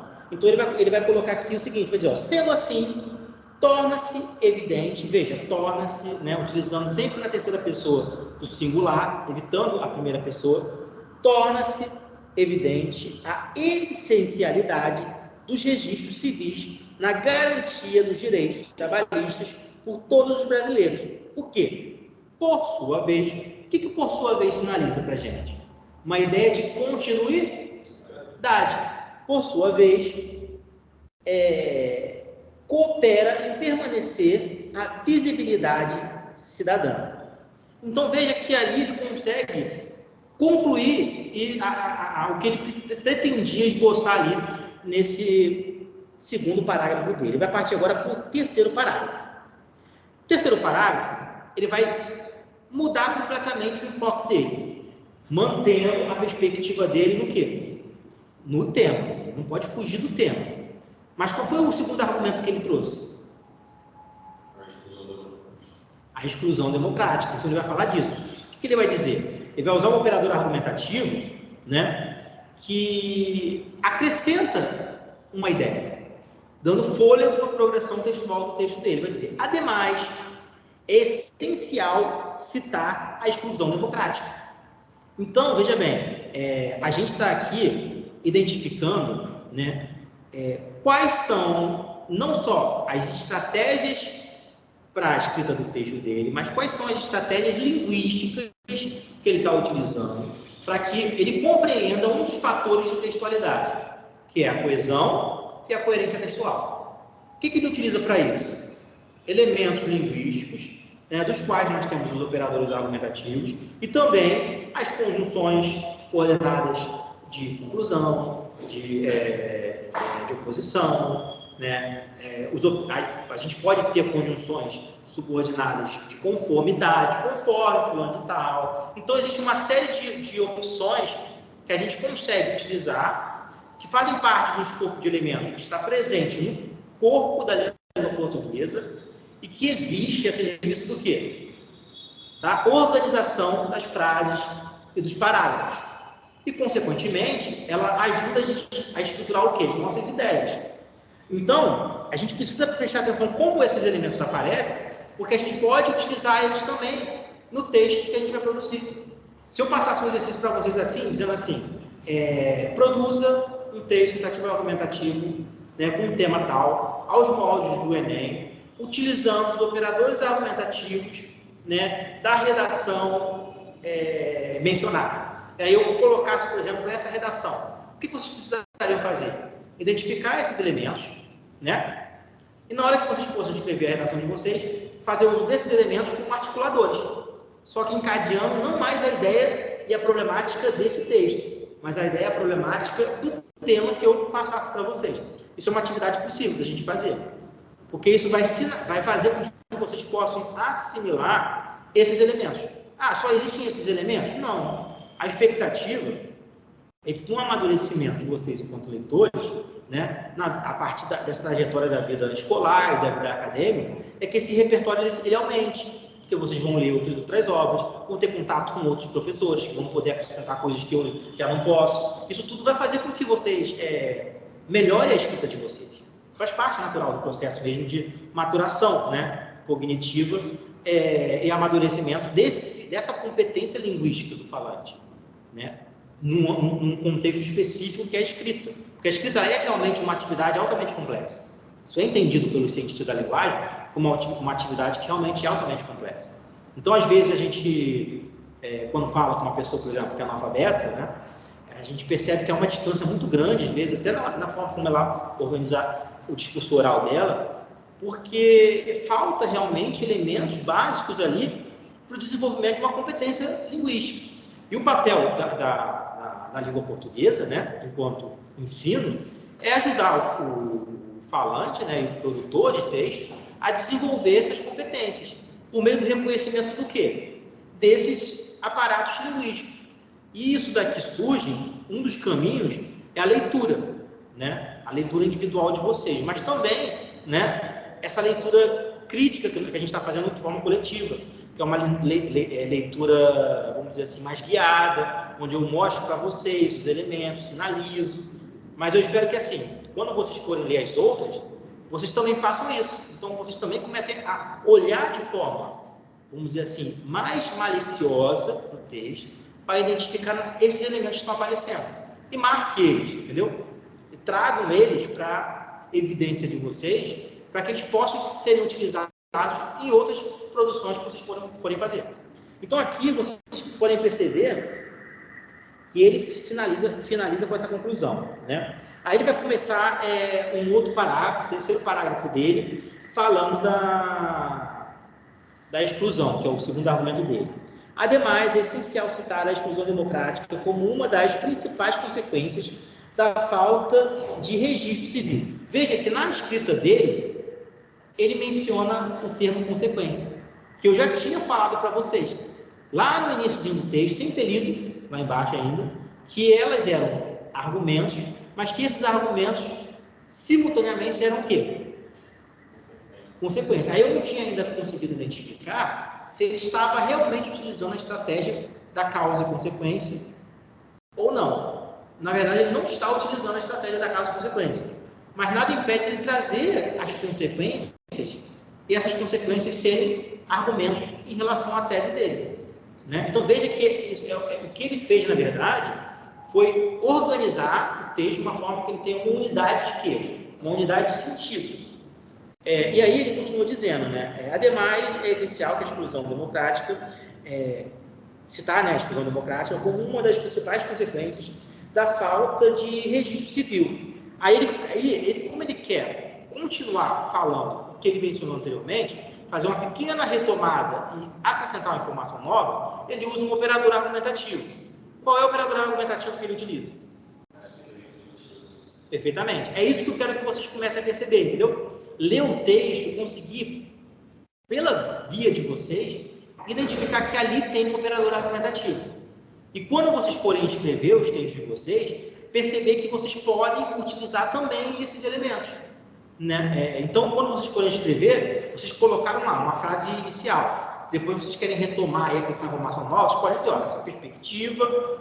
Então, isso é um operador que é assertivo para... Ah, professor, mas eu estou copiando o que o aluno colocou. Mas, pensa bem, em língua portuguesa, né? Você tem um número de palavras que são finitas, certo? Para formar enunciados infinitos. Os enunciados são infinitos, né? Mas as palavras que vocês têm, elas são finitas. Embora você tenha processos de formação de palavras que muitas das vezes permitem o surgimento de, às vezes, palavras novas. Que a gente tenta, às vezes, materializar determinadas ideias que vão surgindo também. E elas se transformam em palavras. Claro que isso está relacionado com a questão cultural, porque a gente tem culturas que não têm, às vezes, determinadas palavras para representar determinadas ideias. Por exemplo, saudade só existe no Brasil. Né? A palavra saudade. Não tem nenhum outro lugar do mundo uma palavra que represente a ideia de saudade. Você fala que eu estou sentindo falta de você tem outras construções. Né? Mas a saudade, a única palavra que representa, né? É exclusivamente uma realidade do Brasil.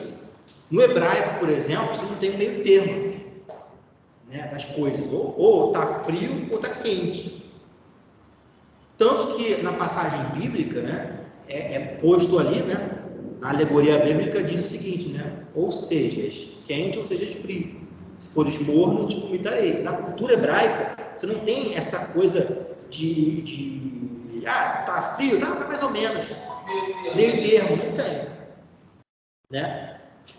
Você tem uma coisa muito forte, muito literal assim, na construção da própria cultura semita. Né? Então, a questão cultural está relacionada, mas de um modo geral, né, a gente tem números finitos de palavras para formação de sentenças infinitas. Então, repetir esses elementos não é uma cópia. Né? São os recursos que a língua proporciona para vocês. Vocês podem utilizar eles. Né? Também. Vocês também devem utilizar. Né? Os escritores utilizam de forma recorrente esses elementos. Só que vocês vão estar produzindo as suas próprias ideias, os seus próprios enunciados. É claro que cada um tem um estilo. Então, às vezes, por vocês lerem muito determinado autor, que às vezes tem uma erudição maior, utiliza, às vezes, alguns termos mais sofisticados, talvez vocês possam trazer isso para a leitura de vocês. Né? Há outros autores que às vezes têm uma escrita um pouco mais simples, não do ponto de vista de pobreza de ideias, mas que conseguem ter uma linguagem mais acessível. Isso não é um problema, entendeu? Mas é uma questão estilística mesmo. Ou seja, de como ele expressa o estilo dele na hora que ele escreve e constrói a dimensão autoral dele de escrita. Né? Mas os elementos ali são os mesmos elementos que existem, que estão postos ali na realidade da linguística. Né? Então, aqui, o que ele utiliza? Ele utiliza esse elemento, nessa perspectiva, e a estrutura sequencial dele é notável, não é isso que ele coloca? É notável que a já citada ausência da certidão do nascimento impede também a realização do título de eleitor. Então, ele já traz um outro problema, né? Do título de eleitor, documento necessário para o pleno exercício da cidadania brasileira, Então, ele traz um ponto importante, né? Que é associar a questão da prática democrática do voto, que é um direito de todos, está necessariamente ali atrelada à certidão do nascimento. Se você não tem certidão do nascimento, você não pode tirar o título de eleitor. Se você tem um título de eleitor, você não exerce o direito de voto. E aí ele coloca assim, sob esse viés, qual é o operador argumentativo que ele usa? Sob esse viés. O que ele faz? O que ele está dizendo? Sobre essa visão. Sobre essa visão, sobre aquilo que ele está refletindo. Né? Sob esse viés, é possível relacionar tal tese ao conceito de polifonia de cidades. Aqui ele começa a sofisticar. Então, essa nem eu sei. Deixa eu ver aqui. Essa eu também não conheço. Sofisticou até demais. Ó, mas o que eu estou querendo dizer para vocês, é porque, veja bem, por que eu não conheço?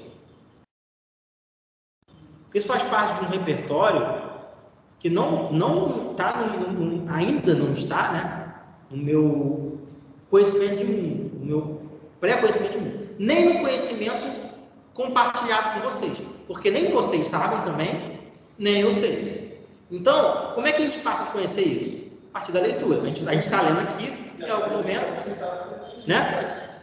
Então, mas o que eu estou querendo dizer para vocês? Que isso identifica para a gente que o autor conhecia esse repertório, ele sofisticou. Ele poderia ficar indo no campo das generalizações, né?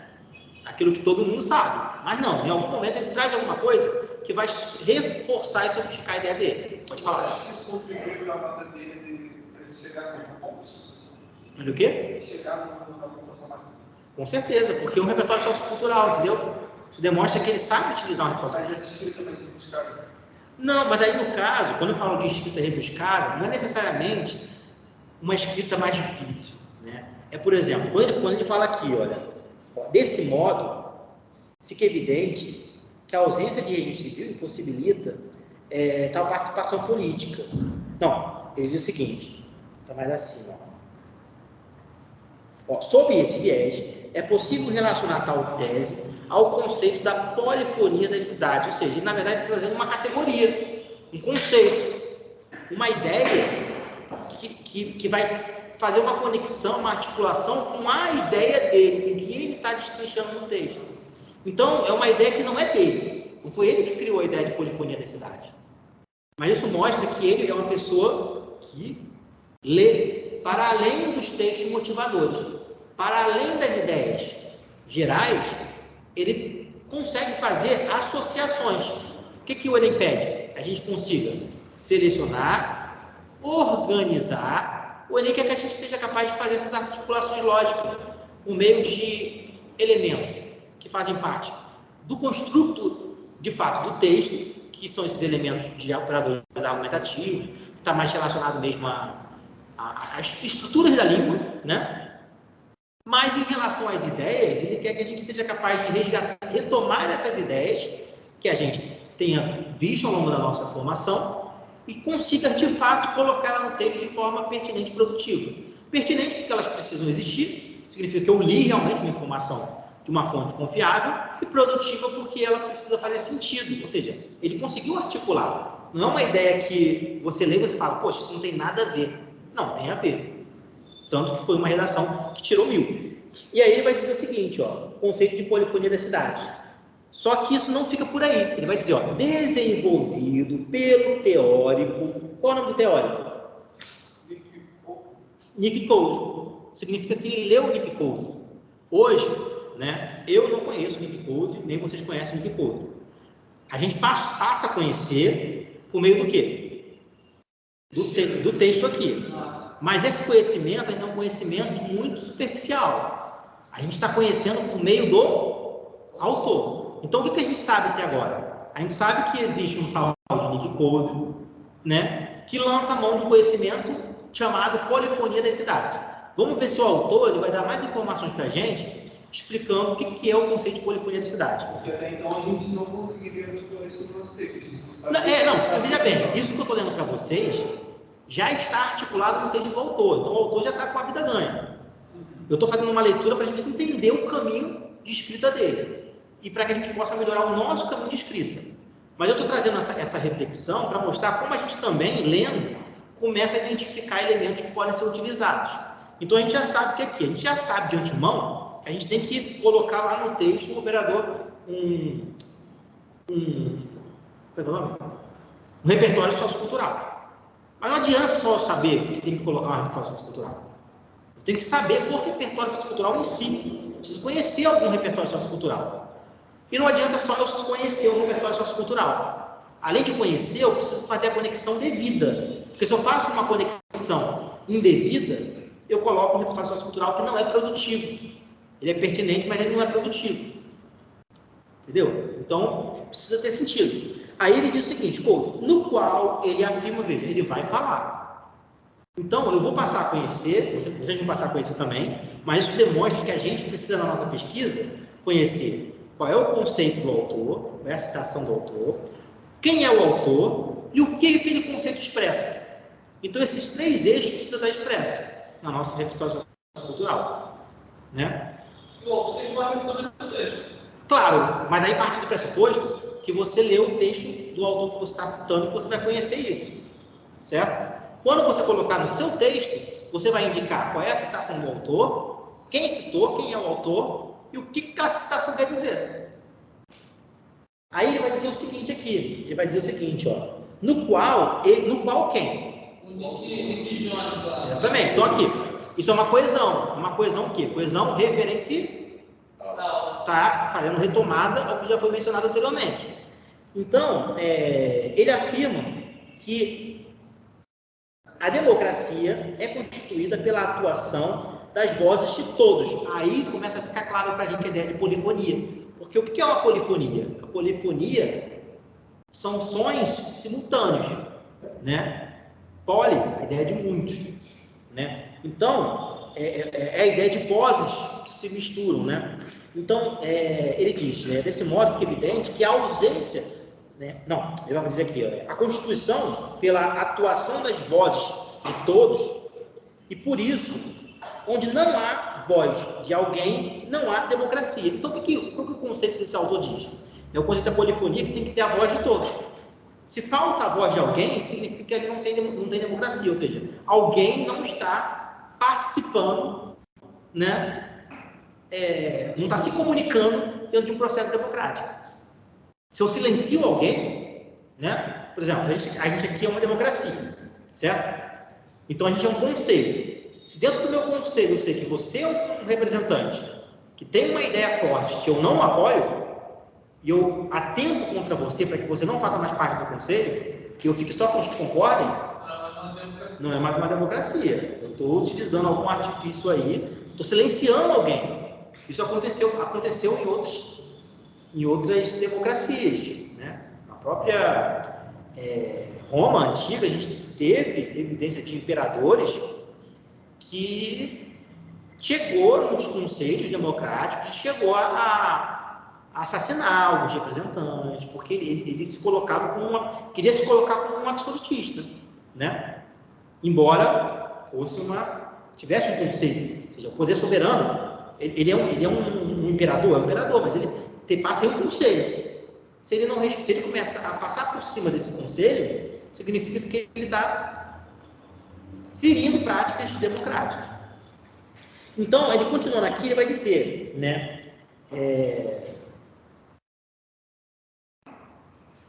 Desse modo, ele conclui, vai trazer uma conclusão. Desse modo, fica evidente que a ausência do registro civil impossibilita a participação política, o que causa o silenciamento da voz daquele pseudo-cidadão brasileiro. Deu para entender a conexão lógica? Ele aí vai utilizar agora as próprias palavras dele, que na verdade nada mais é do que uma interpretação do autor em relação ao que ele disse. Ou seja, ele já fez a conexão com o repertório sociocultural, falou do conceito da polifonia, do Nick, disse que esse conceito está associado à ideia de várias vozes, ou seja, se uma voz ela não participa, essa voz, ela não há ali, portanto, democracia, e aí, por fim, ele conclui dizendo, né, então, a gente pode associar que o registro civil, né, possibilita a pessoa de votar. Se essa voz que vota ela é silenciada, então ali eu tenho um processo de não participação cidadã, né? Algo que fere o quê? A cidadania. Então ele chama inclusive de pseudo-cidadão. Por que pseudo-cidadão? Pseudo-cidadão porque ele, se em algum momento ele for chamado cidadão, por ser uma vida que existe, que teria direito de cidadania, ele não é esse cidadão de forma plena. Por quê? Porque ele não exerce os direitos de cidadania, né? Por isso que pseudo-cidadão. Quando eu digo que você é um pseudo-médico, o que significa? Você acha que é, não é? Você acha que é médico, mas não é. Se pegar, por exemplo, um médico que fere com valores éticos, há pouco tempo a gente teve um médico aí que foi flagrado, né, cometendo abuso sexual nas pacientes, que eram dopadas, e aí já estavam suspeitando isso, botaram um celular escondido, foi flagrado, Aí foi feita a denúncia dele, ele foi pego em ato ali, foi levado preso. Né? Aí isso a gente pode dizer que é um pseudo médico, por quê? Ele passou pela formação da medicina e não vive, né, a ética da sua profissão. Toda profissão tem uma ética profissional. Diga, você quer falar uma coisa? Olavo de Carvalho, pseudo e o Olavo. É o Olavo de Carvalho. Mas o Olavo de Carvalho tem uma coisa que é o seguinte, cara. Ele até tinha uma vamos dizer assim, uma escrita boa, sabe? Eu diria que ele é um sofista, entendeu? Ele tinha até um poder assim, de convencimento. Mas os argumentos dele, a forma como ele muitas das vezes tentava utilizar isso, né, a serviço, né, uma pseudo-democracia, né, para ele, era totalmente distorcida, né? Então ele conseguiu formar assim vários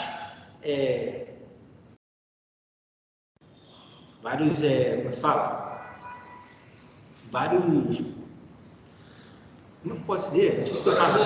Não, ele tem várias pessoas que seguem ele fielmente mesmo, fizeram os cursos dele, e aí que acontece? Acaba surgindo uns pensamentos que vão meio que deturpando assim a realidade das coisas, né? Por exemplo, há pouco tempo tinha um movimento também, né, católico, né, no centro, que queria montar uma faculdade, defendia isso, né, que as primeiras faculdades, elas não eram registradas nem nada, surgiram como as escolas, né, Platão vai ter os seguidores dele, né, no momento que não existia ainda institucionalizada a faculdade. Mas com a evolução do tempo, né, e a institucionalização das faculdades, precisa de organismos que vão zelar o quê? Pela segurança daquela instituição, ela precisa ser registrada no MEC, você tem que ter um número mínimo ali de professores doutores que produzem conhecimento. Então, você tem vamos dizer assim, todo um aparato de modus operandi da academia para que ela seja reconhecida como uma academia o quê? Uma academia que forma intelectuais, seja de prestígio, né? Por que a UERJ, com toda a precarização que ela tem, ela é tida como uma faculdade de renome, de excelência? São bons, ela forma pesquisadores e ela pesquisa também, né? Os pesquisadores, eles são produtivos, então ela precisa seguir a rigor, né? Eu não posso, por exemplo, montar uma coisa, dar o nome de universidade e querer legitimar que uma universidade não precisa passar por esses organismos todos, porque num dado momento da história você tinha uma formação que não seguia os critérios propriamente da universidade, tal como nós entendemos hoje. Então, é um salto anacrônico que a gente dá se a gente partir por esse tipo de interpretação. Esse tipo de coisa acontece hoje, entendeu? A gente tem alguns centros, inclusive vinculados com a religião, né, que se propõem a isso, a fazer até a universidade. A gente tem agora a Universidade de Dom Bosco, por exemplo.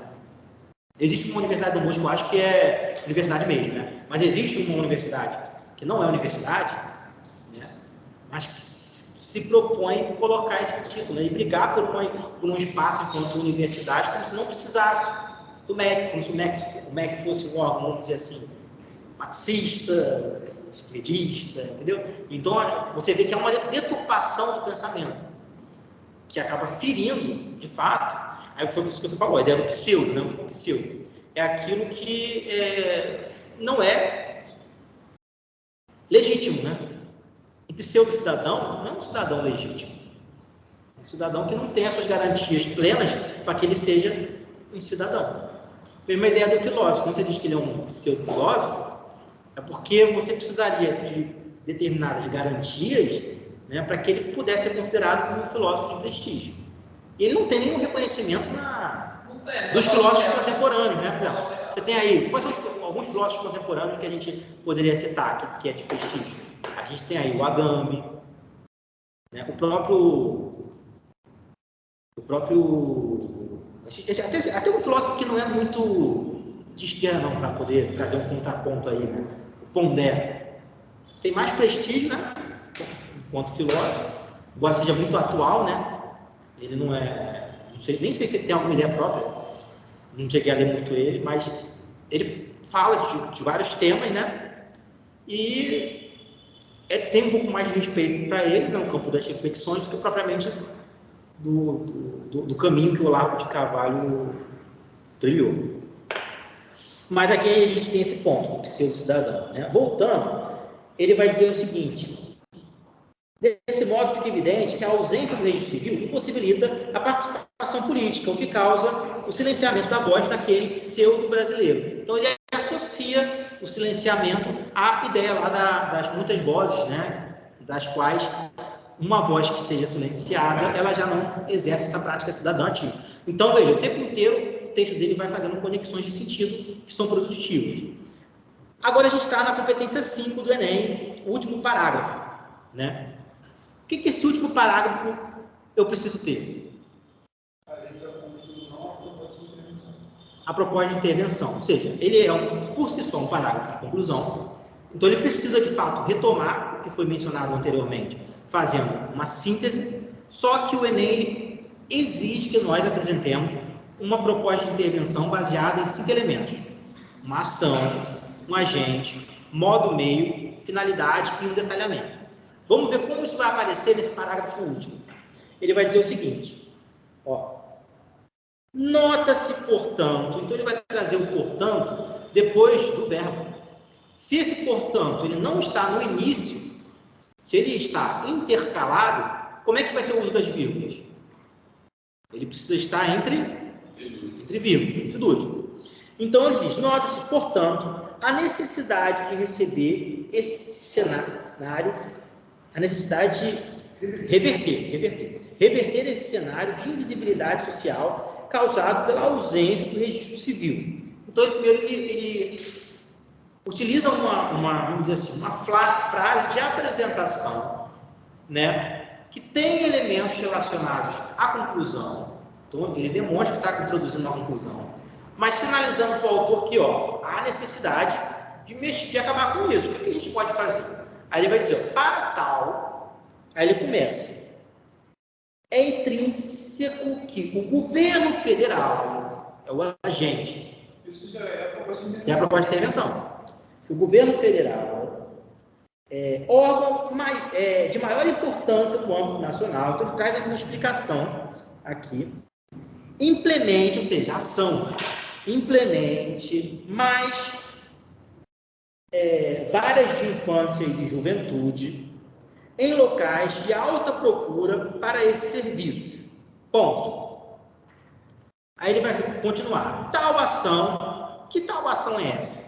A implementação de mais varas de juventude e serviço. Né? Tal ação deve ser realizada por modo meio, por meio da criação de secretarias e ou departamentos responsáveis por pesquisa e controle por pesquisa e controle, vírgula, a fim de haver finalidade, a fim de haver. Veja que quando a gente fala de finalidade, existe um operador argumentativo próprio que introduz a ideia de finalidade, que é o a fim.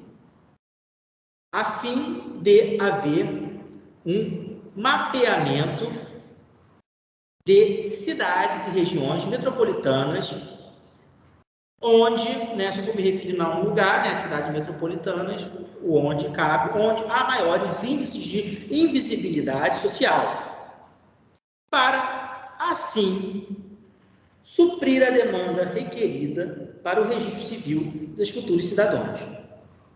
Bem, dessa forma, progressivamente, é o meu detalhamento, né? Eu complemento a informação da minha conclusão. Dessa forma, que funciona também como uma conclusão da conclusão. Está dizendo, dessa forma, progressivamente, haverá a garantia da cidadania para todos os brasileiros. Então, veja, a gente fez aqui uma leitura crítica e analítica dessa redação nota 1000 do Enem. Nessa leitura crítica, a gente identificou a estrutura que ele utilizou, né, qual foi a estratégia dele.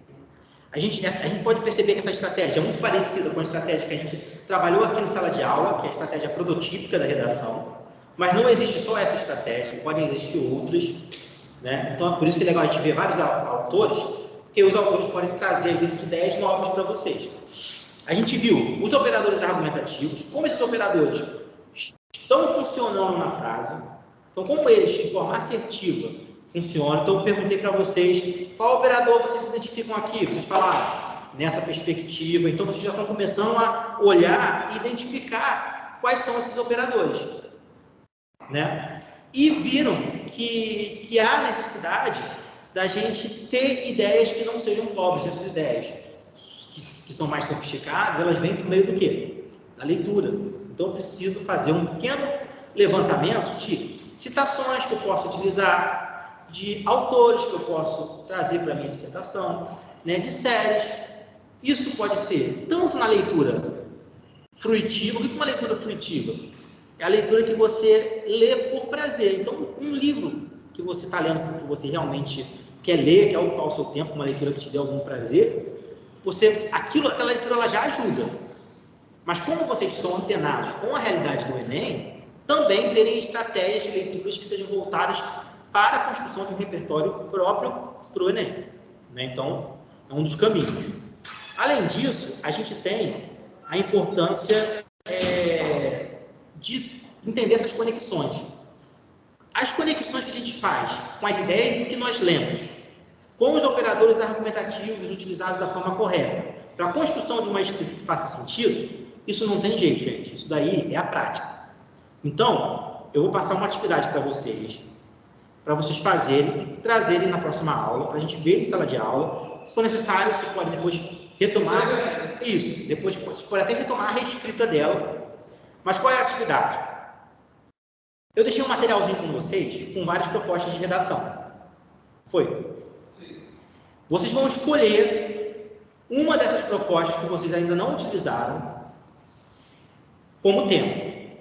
Vai pegar esse modelozinho daqui, de redação do Enem Nota 1000, e vai começar a ler todas as redações e vai marcar nelas quais foram os operadores argumentativos que elas utilizaram.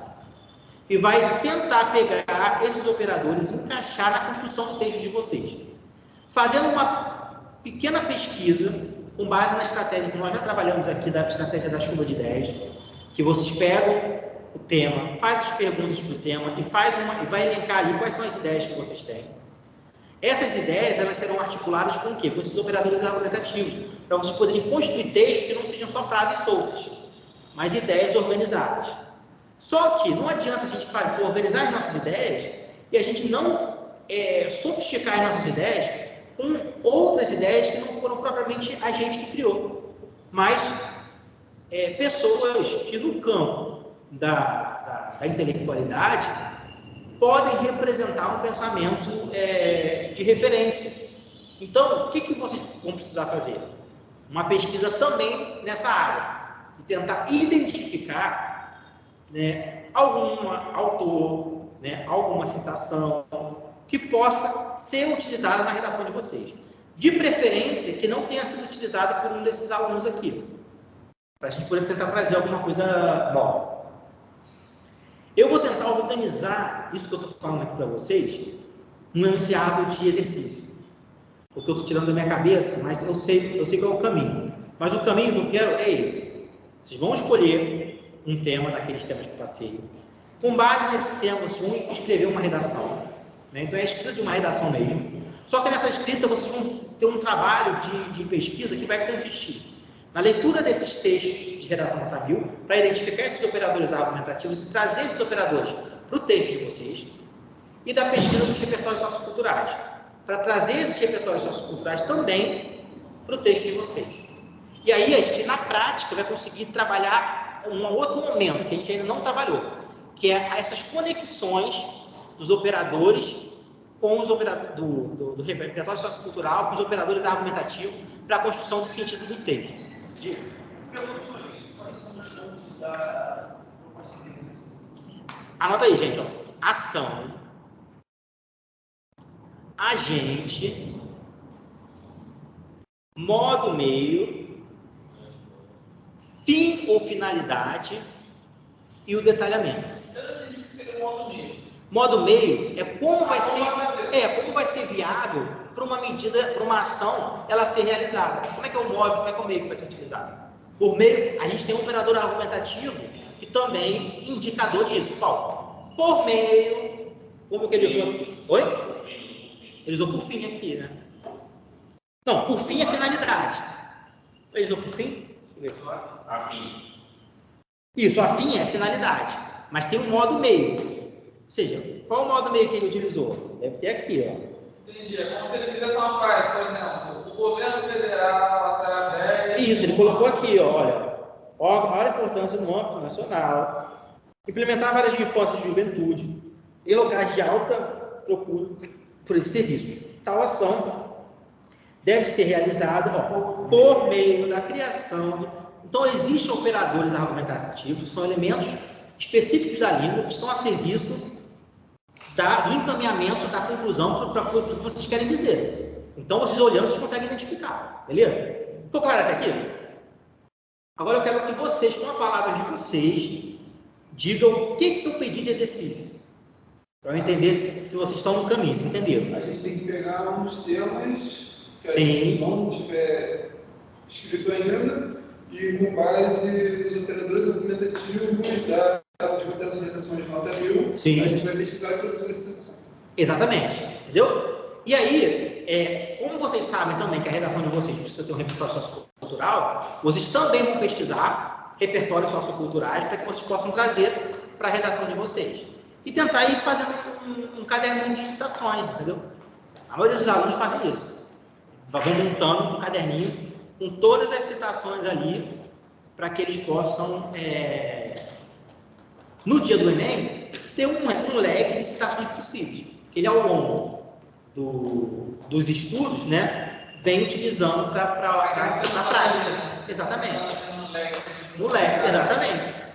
Entendeu? Então, veja, a gente está avançando. A gente já trabalhou a estrutura básica da dissertação. A gente já sabe que não basta saber só a estrutura, tem que ter uma noção de... Como é que é o nome? Dos repertórios socioculturais, né, o conhecimento de informações que vão fazer com que as nossas ideias não sejam pobres.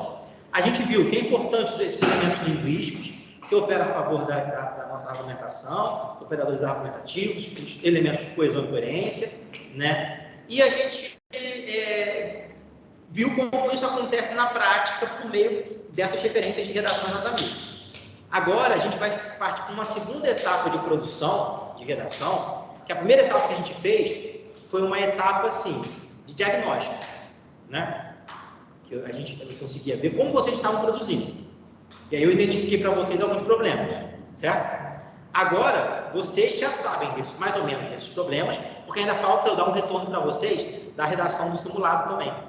Então, vocês vão ter mais evidência desses problemas que cada um tem, mas vocês já de antemão, já sabendo de alguns desses problemas, vocês estão sabendo também que precisa desses elementos para a redação ficar melhor. Então, a gente tem que ter um momento de prática, que é aí que vocês vão sentir dificuldade, se encaixou, se não encaixou, se vai fazer sentido, para a gente perceber como essa redação ficou escrita. E aí, depois, né, de dar um retorno para vocês em sala mesmo, ver a redação de cada um, a gente propõe um trabalho de reescrita, que é o quê? Que é vocês escreverem a mesma dissertação, melhorando elas, né, puxando ela para um refinamento, para que ela fique mais afinada. E depois disso, que estiver dominando esses elementos, com um pouco mais de destreza, é prática. É a gente ficar só o quê? Fazer redação, corrigir, fazer redação, corrigir. Porque aí a gente vai se ambientando e, paralelamente, acompanhar o quê? A leitura de vocês. Porque vocês estão começando a conhecer o que a gente pode dizer assim, de anatomia da redação, né? Anatomia, né? E funcionamento, porque vocês estão entendendo mais ou menos ali como é que é a anatomia, qual é a disposição de cada órgão que faz com que a redação funcione, e também como é que funciona esse sistema, né? Como é que é o coração da redação, como é que ele bombeia, tem que ter os elementos que se conectam, tem a conexão entre parágrafos, a conexão entre frases, quais são esses elementos, mas nada melhor do que a gente ver como isso funciona na prática. Por exemplo, o futebol não tem uma teoria, mas por mais que você seja um cara assertivo em relação à teoria do futebol, se você não pratica futebol, você não pode dar um chute errado. Por quê? Porque você tem que ter força muscular, você tem que ter uma série de traquejo, né? Para aquilo dali funcionar. Então, é lógico que os elementos conceituais eles precisam existir. Mas a prática ela tem que estar junta para que a gente consiga ter destreza e funcionamento disso. Senti que eu vou dar aula na relação. Beleza, gente? Então, assim, a aula por hoje fica por aqui. Eu quero que vocês consigam ir tomando visão mesmo disso, de como é que esses elementos eles vão funcionando.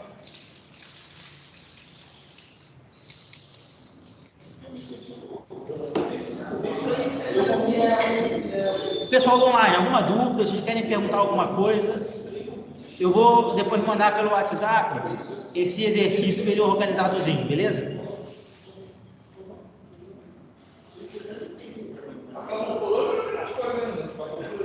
Agora eu vou cedo. Geografia. Agora, eu vou até ver isso com vocês logo, porque tem que ser. Tem um professor para dar horário. Rola botar as aulas online até 9h50, quinta e sexta? Rola botar sempre tempo de quinta e sexta? De manhã. Só para porque os professores. Não, é porque os professores que perderam aula queriam dar aula. Amanhã vai ter não, né? Não, foi filiado. Aí sempre Só pra você. Não, se você falar, pô, foi cansativo, a gente não bota. Não, E vocês mesmo. a gente não precisa ter que ficar legal. Vai ficar lá embora.